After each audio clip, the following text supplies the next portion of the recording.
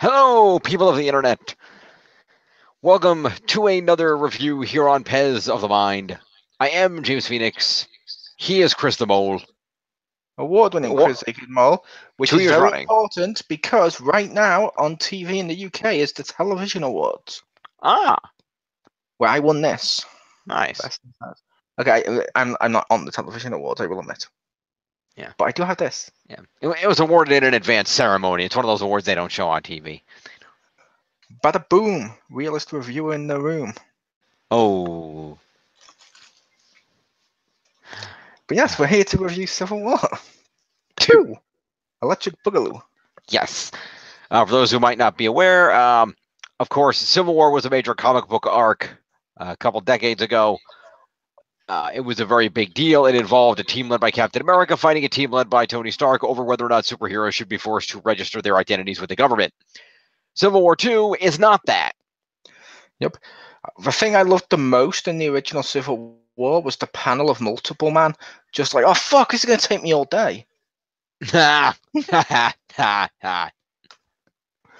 you. That's funny. Anyway, Civil War II is a Civil War in which Iron Man is still leading a team, except this time he's not the dick. He's actually in the right, leading it supposedly, depending on how you fit. Leading a team going against Captain Marvel. Carol Danvers over there. Look at the cover. Yep, covers over there. I was saying that because I'm assuming the thing wouldn't cover. Right. It only swaps over when you speak, so I was like, yay! There you go. And there's multiple covers on the back. There are. Those are all the individual covers. And Civil War II is on the premise of an Inhuman is born named Ulysses who develops the power, the ability to see the future. And this causes a civil war over whether or not this power should be used to basically arrest people and prevent crime before it happens. Yeah, and I will interject. Civil War 1, Iron Man wasn't in the wrong based on his stance. He was in the wrong based on his attitude and actions. Yes, but that was the point of Civil War, like this one of, oh, we can actually stop crime before they happen. We can go and arrest them now before they do this, which has been predetermined. So both sides are technically right. It just depends on your own morality, which one you view. Like the first Civil War, I was like, I can actually agree with the Registration Act. It makes sense. They do need to be regulated. They destroyed a hell of a lot of stuff. Let's see what's going to happen with here. And then Iron Man's like, oh, I'm going to fuck over Peter Parker and hire all of his villains right after I've unmasked him to go track him down. What can go wrong? And I'm just like, yeah, okay, I'm no longer on your side, dude. No, fuck you. You literally made me turn off your side. And Marvel's constantly going, whose side are you on? Not his. Yeah. And this one's like, I have an even better idea. Robot Thor. Like this one. The premise is supposed to be what I just said there. Yeah. It's undone within the first 5 minutes. Basically. If this was a movie, it might be the first couple of pages. But the reason it's undone is the guy's premonitions, where it shows multiple futures, keep getting told they're not necessarily coming true. Therefore, you're not arresting mutants because you're not arresting criminals because you guarantee they're criminals. You're arresting them because you have a hunch they could have possibly, somewhere in the multiverse, end up as a criminal. That undoes your premise. Yeah, Tony figures out a little ways into it that Ulysses' powers, after some tests, are based on probability, not on guaranteed fact. So while it's a likely probability this will happen, it's far from a guarantee. Now, the problems with this, as I will go into now, or at least a little bit, like, for example, look at the cover. Yes. Funny thing is, he's not really cared about that much. No, not really. Instead, bear in mind this is made by, I think it's Bendis. It was Brian Michael Bendis who did Ultimate Spider-Man. He then takes Miles Morales, makes him go to kill Captain America for no other reason than shock value people, which then quickly gets undone. Then maybe it doesn't at the end. But Miles isn't acting like Miles, and Miles isn't as important as he should be for the world. He's only in this role based on what our world knows about Miles, not what that world knows about him. Like, oh, it's Bendis. We need to use someone important. Might as well be my creation. It's stupid. And like Hulk, Bruce Banner dies in this. He does. I believe it's like a mercy kill by Hawkeye. it means nothing because the comic just glosses over it so fast that all the deaths and stuff in this don't mean anything. Like the last Civil War, you were left feeling like, ooh, there's at least a premise here. That's a cool concept. Ooh, Spider-Man's unmasked. Where's this gonna go? Ooh, this has happened. Where's this gonna go? All you're left with this is, and this is gonna. Bear in mind, this has spoilers, like we said. Ooh, Iron Man's dead and is now the Messiah. Oh wait, he's not actually dead at the end. Like they didn't even wait a month before they brought him back. It's literally the end of the comic. Like he's still there, so we can bring him back anytime we want. We can just pull him out. And the whole comic means nothing. And look how thick it is compared to the first Civil War. I think it's thicker. Oh yeah, that's at least twice as thick. But it just drags compared to the first one. When this collects this book here, I'm not sure if Jim's was the same one, but this book here collects Civil War #2, obviously, issues 0, 1 to 8, 3 comic book war Civil War 2, and that's yeah. It's all about the ramifications. Yeah, I believe that is the same. I don't have it on me because it was a library copy, and Anastasia Lazerbeam, who unfortunately couldn't join us due to her internet being installed, has the copy at the moment. Due to her unfortunate run-in with a cruiserweight champion. Wow. Yeah, I know. I can't believe they drew this. I know. That's not what you're wearing, but no, I was showing that because that was the. Oh come on, we're allowed to. He might be innocent. Yeah, it's possible. It's very likely he's innocent. I'm not saying we should believe he is, but I'm just saying it's likely he is. Yeah, I've seen some people questioning the credibility of this accuser based on her social media accounts. Yeah. And look, we have more there. And as you can see, the style, and I've used the big pages there to show off the style. Yeah. The art for this isn't terrible. That's Flash Thompson Venom, right? I believe it is, yes. Yeah, because he's with the Guardian, so I figured. But I was doing that so you can see the pages a lot bigger on the screen. However, when I go into like a normal page, which that's another thing with this, there's so many fucking splash pages. Yeah. Because the story's so disjointed. Like, there we go. There's one of the normal pages. Yeah. Just showing that so you can see the art. The art isn't terrible. No. And as it says here, illustrated by David Marquez from Ultimate Spider-Man, the new ones. Oliver Coipel, who did House of M, and Jim Chung, who did Avengers: The Children's Crusade. Okay. And I'll admit, Bendis, when he's good, like the first half of Ultimate Spider-Man, well, the first like 50, 60 issues was pretty damn good. Mm-hmm. This Bendis isn't good. Like this feels like, oh, we've got Civil War the movie, we have to make a new Civil War comic, which is literally what we know they've done. But that's fair enough if the premise was good. And they've done this to cash in on Civil War and removed Captain America from the equation, pretty much. Basically. I mean, they're trying to force her, who they've already forced into too many stuff. Mm-hmm. And at the end of this, it leaves you not feeling sympathetic for her. Yeah. It leaves you not liking the character. Yeah. And those casual fans are trying to pull in with, oh, there's a Civil War movie. Don't even know who the hell she is yet because her movie hasn't come out yet. Nope. And that's the thing. Like most of this, it's like Miles. Who knows who Miles is? I'm not saying that you shouldn't know who Miles is for anyone reading this. I mean, the casuals who like watching the films, like, oh, I should pick up a comic because I know everything that's going on. Like, look, the X-Men team featured Nova.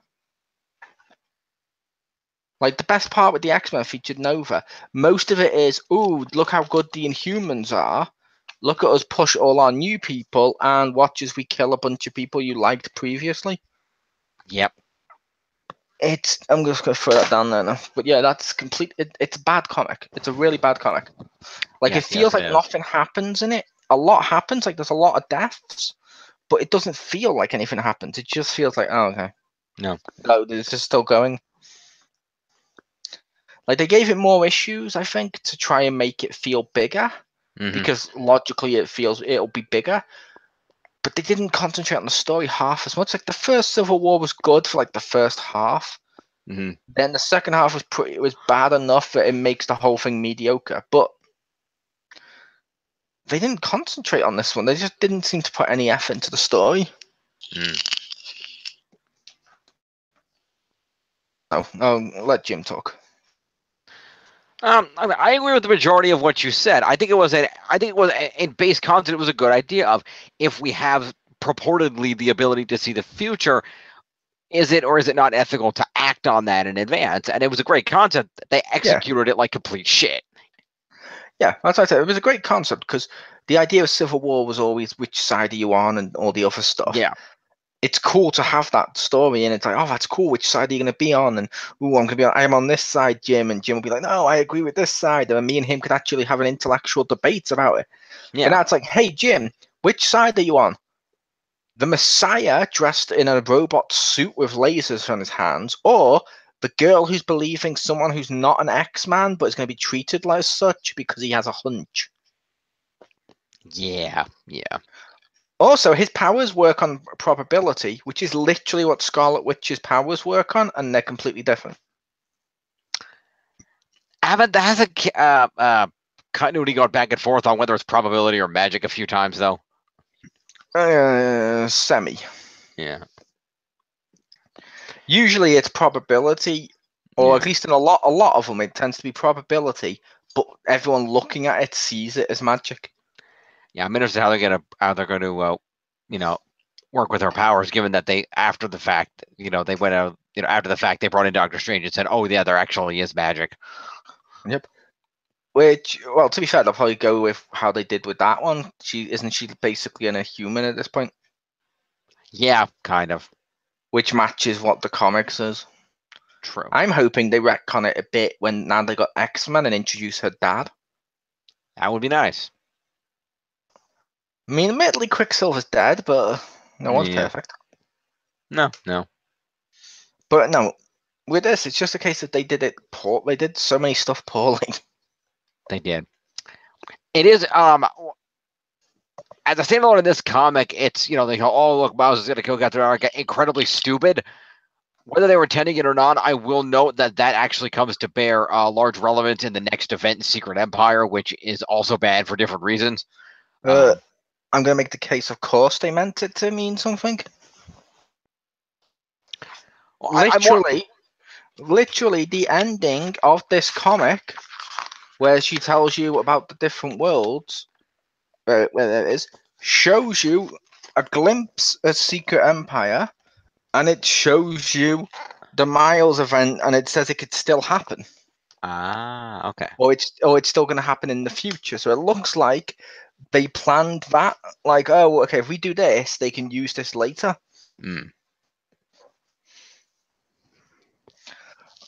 Which ironically means they put more effort into planning the next event than they did this one.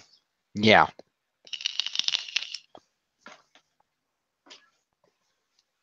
Like, this to me felt very much like Secret Wars. When we had like all the different, oh, look at the possible futures. No, it's not. Oh, look at the possible future. No, it's not. It gets boring, and it's like the the Secret Wars, when they did all the worlds merging together, but then they didn't really give the heart of what made all the old stories work. Yeah. And it just doesn't work. No. It's because Marvel at the moment, no, obviously people may like it, and that's fine. You're entitled to. This is just our opinions. But Marvel at the moment is basically concentrating on the movies first, TV maybe second, then licenses to theme parks, games, and stuff like that, and last is the comics. Like, oh yeah, we're meant to publish comics. It's sort of like we all watch WWE. Like, well, me and Jim, I should say, me and Jim watch WWE. We do. How annoyed would you be if WWE's movies became their main thing that they concentrate on, and all the TV show was an afterthought? Yeah, that would kind of suck. Which that doesn't happen at the moment. Some people like to say it maybe does, but it doesn't. They still concentrate on both equally. Like, the studios ran differently. What happens in the movies doesn't affect TV, except for Miz will mention I was in it to film. Yeah. That's it. Whereas the Marvel films, like they changed the comics to change the comics to try and match what they've changed in the movies, and it's silly. Yeah. They need to go back to and some people are like, oh, what about all the future stuff? Like, look at all the new characters they're pushing. Ironically, and it shouldn't, because I do agree with the principle of it, but just not the execution. Their diversity thing that they've been doing now has made their comic sales plummet. Interesting. That's why they're starting bringing back all the old ones. Which means it's a good time for them to bought out Fox, because then they can actually use all their popular characters and not bury half of them out of spite. Yep. Except Namor, because fuck Namor. Yeah. Which is ironic. He actually plays a decent role in Secret Empire, so. Yeah. But fuck Namor. Yeah, fuck Namor. No, they still use Namor because the company that owns Namor doesn't make movies. They don't care. Which is odd, because if they're not making a movie, I would have thought the rights would have just defaulted back to Marvel by now on principle of law, but apparently not. It depends on how they did it, because to be fair, Marvel sold them the rights. Because that's one of the things I mentioned with the rights, where people are like, Fox needs to give them back. This one needs to give them back. Marvel sold these rights because they were going bankrupt. They took the money and that made them become successful again. But once that happens, they can't just go, I need to buy them back now. That's not how that works.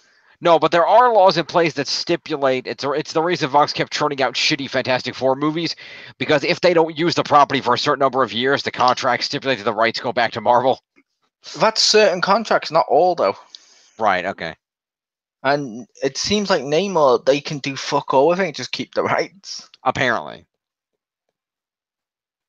Because their rights may come into effect once their first movie's been released, and if they don't release the movie. Right. But I don't see Disney being like, oh, we got everyone, and everyone be like, boo, where's Namor? No, nobody's gonna give a shit about Namor. No. He's fun, but no. Yeah, no. And Secret Empire is garbage. But at least it's better than this. I give Secret Empire credit. The premise was terrible and the execution wasn't that good. But I do appreciate the message they were trying to get across, even if it did get garbled in the shit execution of the entire book. See, if the premise and the story are bad, it's bad. No, it's a bad book. I just appreciate the message they were trying to get across. I like the message. I just wish the message had been in a better book. To be fair, the Civil War went on a message. True. If the future is what we make of it, we should all work together to make a better future. It's just executed piss poor. But yeah, this comic is no, it's so bad. It's so bad. It's not good. It's even so bad that like the first one was bad, but the concept was at least working, and half of it was good enough that when they did Marvel Ultimate Alliance 2 and based it on that, you were like, oh, that could be cool. It wasn't as good as the first Marvel Ultimate Alliance, but it was still a cool game. When they released Captain America Civil War, the movie, as I said to Jim, the comic was mediocre, but the film will remove most of the problems with it.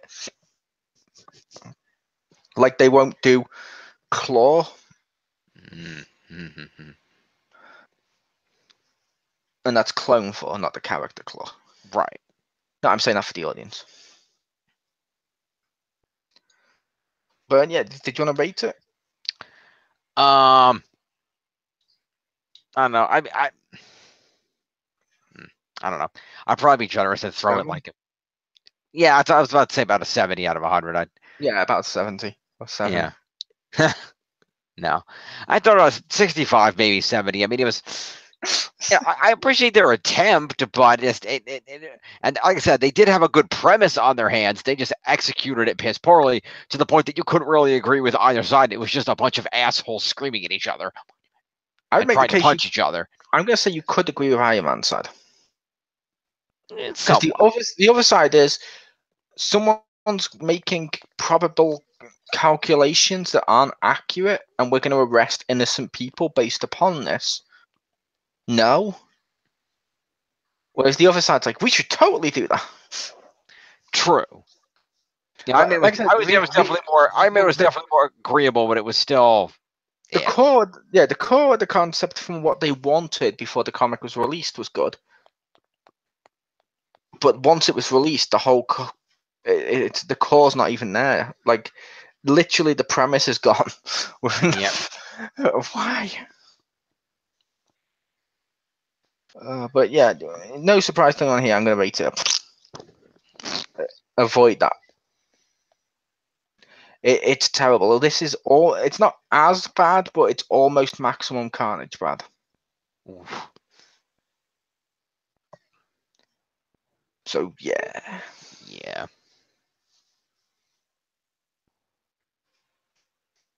But I was Chriz, you know.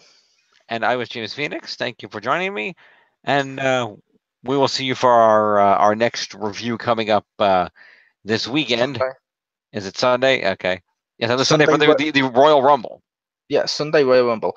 We were going to possibly share play on Saturday a game that I was reviewing. That game wasn't out, so we swapped games, and I'm still share playing you a game, so you can still be part of the review when over on the gaming zone when I get round to reviewing Fighter Z. Right. Alrighty. Well, then we will. For those of you who are wrestling fans, we will see you for Slam Tube on Sunday for the Royal Rumble. Peace. Very well.